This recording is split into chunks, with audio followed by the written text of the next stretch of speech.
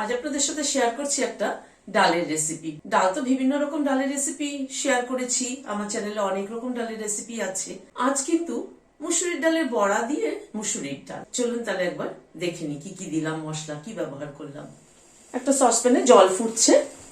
ডালটা, মুসুরির ডালটা ভালো করে ধুয়ে ঘন্টাখানেক মতো ভিজিয়ে রেখেছিলাম। ডালটাকে দিয়ে দিলাম।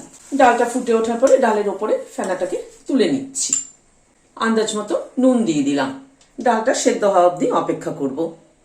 এখানে একটা গ্রাইন্ডিং জার নিলাম। খানিকটা মুসুরির ডাল ভিজিয়ে রেখেছিলাম আলাদা করে, যেটা সেদ্ধ করেছি সেটা আলাদা ভিজিয়েছি, আর যেটা বড়ার জন্য করব সেটা প্রায় ঘন্টা 3-4 মতো ভিজিয়ে রেখেছিলাম। এটাকে দিয়ে দিলাম গ্রাইন্ডিং জারের মধ্যে। একটা কাঁচা লঙ্কা ভেঙে দিয়ে দিলাম, নুন দিয়ে দিলাম, সামান্য পরিমাণ একটু জল দিচ্ছি। জল কিন্তু বেশি ব্যবহার করব না, জল বেশি ব্যবহার করলে ডাল বাটাটা কিন্তু লুজ হয়ে গেলে বড়া করতে অসুবিধা হয়। ডালটা কিন্তু সেদ্ধ হয়েছে, দেখুন কি ভালো সেদ্ধ হয়েছে ডালটা।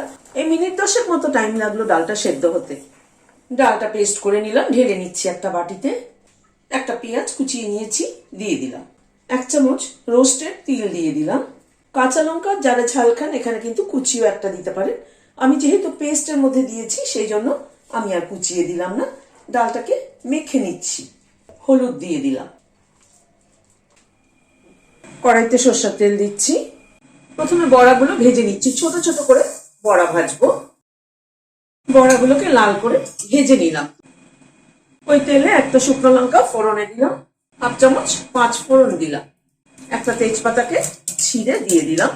ফোড়নটাকে একটু ক্র্যাক করিয়ে নিচ্ছি, গ্যাসের ফ্লেমটাকে কম রেখে। ফোড়নটার থেকে একটা সুগন্ধ বেরোনোর পরে একটা পেঁয়াজ কুচি করে নিয়েছি, পেঁয়াজটা দিয়ে দিলাম।